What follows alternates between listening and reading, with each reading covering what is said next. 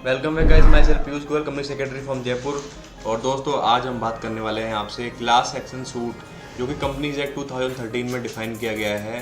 ठीक है, तो ये क्लास एक्शन सूट क्या होता है, कैसे इसको एक्सरसाइज कर सकते हैं, किन किन सिचुएशंस में ये एक्सरसाइज किया जाता है, इसमें जो क्लास एक्शन सूट है किस अथॉरिटी के पास जो है ये अप्लाई किया जाता है, ये सब आज के वीडियो में हम समझने वाले हैं। ठीक है, और ये बेसिकली माइनॉरिटी शेयर होल्डर्स के इंटरेस्ट को क्या है प्रोटेक्ट करने के लिए ये जो है यूज़ किया जाता है।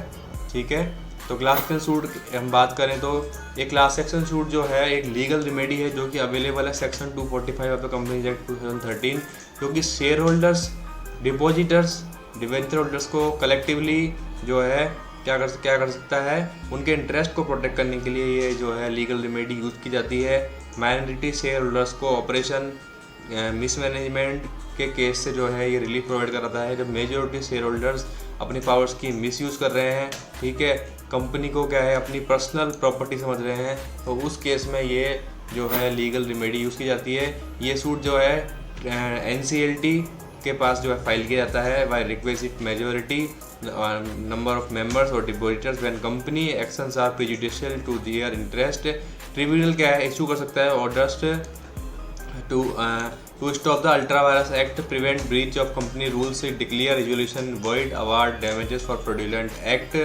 Bye the company. ठीक है, अब हम चलते हैं आगे और इसके बाद हम बात करेंगे कि लीगल रेमेडी में क्या बताया हुआ है। तो सेक्शन 245(1) है, जिसके अंदर हम एप्लीकेशन फाइल कर सकते हैं टू द ट्रिब्यूनल। तो कम से कम 100 मेंबर्स डिपॉजिटर्स, ठीक है, या एनी क्लास ऑफ देम जो कि सबसेक्शन 2 में बताए गए हैं, अगर वो उनकी ओपिनियन ये है कि जो कंपनी का मैनेजमेंट है या उनका कंडक्ट है कंपनी के अफेयर्स को लेके क्या है इस तरीके से किया जा रहा है कि वो जो कि क्या है उनका इंटरेस्ट के जो है प्री जुडिशियल है for the interest of the company और इट्स मेंबर और डिपॉजिटर, तो वो एप्लीकेशन फाइल कर सकते हैं before the tribunal on behalf of the members और डिपॉजिटर्स फॉर सीकिंग ऑल और if any of the orders. ठीक है, तो कि कंपनी जो है जो अल्ट्रा वायरस एक्ट कर रही है उनको स्टॉप किया जाए, जो MOA AOA को अल्ट्रा वायरस कर रही है उसको स्टॉप किया जाए, या फिर to restrain the company from the committing breach of any provisions of company's memorandum of articles, company के जो ब्रीच कर रही है फॉर द प्रोविजंस कंपनी के जो प्रोविजंस हैं मेमोरेंडम और आर्टिकल्स के उनको ब्रीच कर रही है, उनको स्टॉप करने के लिए जो है क्या है ऑर्डर इशू करवा सकते हैं। To declare resolution altering the memorandum और article of association of company as void, अगर कोई ऐसे रेजोल्यूशन पास किए गए हैं मेंबर्स की मीटिंग्स में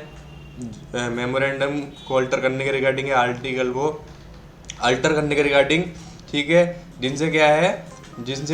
क्या है उनका इंटरेस्ट प्रेजुडिशियली अफेक्ट हो सकता है, तो उस केस में भी जो है हम एप्लीकेशन लगा सकते हैं, यानी मेंबर्स और डिपॉजिटर्स एप्लीकेशन लगा सकते हैं। कंपनी और डायरेक्टर्स को क्या है जो रेजोल्यूशन पास किए हैं उन पर क्या है उनको इफेक्टिव होने से पहले उन डायरेक्टर्स के अगेंस्ट ये ला सकते हैं to restrain the company from doing an act, अगर कंपनी को ऐसा एक्ट करने वाली है जो कि कॉन्ट्रेरी है to the provisions of the act और any other law for the time being in force, तो उन केसेस में हम ये एप्लीकेशन लगा सकते हैं to restrain the company from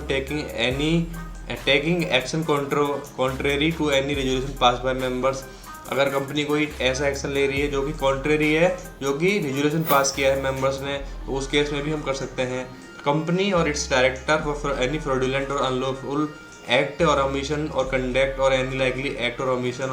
और conduct on it's there part, इस केस पर भी हम लगा सकते हैं। ऑडिटर्स हैं, ऑडिटर्स की फर्म जो है उन्होंने इम्प्रॉपर और मिसलीडिंग स्टेटमेंट दिया है जो कि पर्टिकुलर्स ऑडिट रिपोर्ट में है, तो उसके लिए भी हम ये एप्लीकेशन लगा सकते हैं। कोई भी एक्सपर्ट और एडवाइजर और कंसल्टेंट और any other person for the any incorrect और मिसलीडिंग स्टेटमेंट दिया है कंपनी के रिगार्डिंग और एनी फ्रॉडुलेंट और अनलॉफुल और रॉन्गफुल एक्ट किया है कंपनी के रिगार्डिंग, तो भी इस केस में लगा सकते हैं to seek any other remedy जो कि ट्रिब्यूनल एज में डीम फिट। लायबिलिटी क्या है ऑडिट फर्म की, वेयर द मेंबर्स और डिपॉजिटर्स सीक एनी डैमेजेस, अगर कोई भी मेंबर्स या डिपॉजिटर एनी डैमेजेस क्लेम करता है, कंपनसेशन क्लेम करता है, डिमांड करता है कोई सूटेबल एक्शन फ्रॉम और against the audit firm, the liability of firm क्या है, liability of firm as well as the each of partner क्या है इन्वॉल्व, जिन्होंने इम्प्रॉपर और मिसलीडिंग स्टेटमेंट दिया है और पर्टिकुलर्स ऑफ ऑडिट रिपोर्ट, ठीक है। तो उस केस में वो जो है इस केस में पार्टी बनाए जा सकते हैं। Requisite number of members for subsection 1 of section 245, requisite members कितने रिक्वायर्ड है, ठीक है। तो कंपनी जिसकी शेयर कैपिटल है, ठीक है, तो उसमें कम से कम 100 मेंबर होने चाहिए, कंपनी के कम से कम 100 होने चाहिए, और या फिर 10% of total voting total share capital hold करते हैं वो होने चाहिए। उस केस में वो एप्लीकेशन फाइल कर सकते हैं। नॉट हैविंग शेयर कैपिटल में 1/5 of total number of members, ठीक है, ये एप्लीकेशन फाइल कर सकते हैं। अब हम चलते हैं आगे और सेक्शन 245 और ये देखते हैं कि ट्रिब्यूनल कौन कौन से पॉइंट को कंसिडर करेगा जब वो एप्लीकेशन को जो है कंसिडर करेगा, ठीक है। तो सबसे पहले देखेगा मेंबर और डिपॉजिटर ने जो ये एप्लीकेशन लगाई है गुड फेथ में लगाई है या नहीं लगाई। सेकंड में ये चेक करेगा कि कोई भी एविडेंस है जो कि किसी भी पर्सन के अदर देन डायरेक्टर्स के ये जो है ये इंडिकेट करते हैं कि उनका इन्वॉल्वमेंट है, ठीक है। कोई भी मैटर जो कि प्रोवाइडेड है A2F of the subsection 1, whether the cause of action is one which the member or depositor could pursue in his own right rather than through an order। अगर cause of action में कोई ऐसी point के लिए application लगाया गया है जिसमें मेंबर और डिपोजिटर खुद ही परस्यू कर सकते हैं अपने ऑन राइट को, बल्कि उसमें कोई भी ऑर्डर इशू करवाने की रिक्वायरमेंट नहीं है, तो उस केस को भी यहाँ पर जो है NCLT कंसिडर करेगा। कोई भी any evidence before it is to be views of members, कोई भी ऐसा एविडेंस है मेंबर्स और डिपोजिटर्स के व्यूज़ में, ठीक है, जिसका who have no personal interest, जिसका कोई पर्सनल इंटरेस्ट नहीं है, ठीक है, डायरेक्ट और इनडायरेक्ट पर्सनल इंटरेस्ट नहीं है, तो उस केस में भी जो है उस केस को भी यहाँ पे NCLT जो है लुकअप करेगा। तो ये सारे पॉइंट्स हैं जिनको NCLT देखेगा कि अगर ये पॉइंट्स जब एप्लीकेशन को कंसीडर करेगा ये पॉइंट्स एग्जिस्ट करते हैं या नहीं करते, ठीक है। अब हम देखेंगे कि इफेक्ट क्या होगा ट्रिब्यूनल के ऑर्डर का। तो ऑर्डर पास अगर कोई भी ट्रिब्यूनल करता है तो वो कंपनी पर बाइंडिंग होगा, मेंबर्स पर बाइंडिंग होगा, डिपॉजिटर्स पर होगा, ऑडिटर्स पर होगा, इंक्लूडिंग ऑडिट फर्म और एक्सपर्ट और कंसल्टेंट, एडवाइजर और any other person associated with the company, ठीक है। नॉन कंप्लायंस होता है बहुत ही जो है मेजर पेनल्टीज़ है, बहुत ही हैवी पेनल्टीज़ है।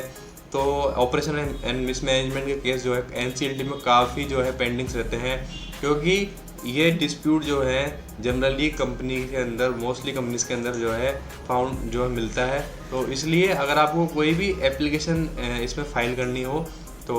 You can file under section 245। Still if you have any query तो you can also contact on the number given on the screen. Thank you guys for watching this.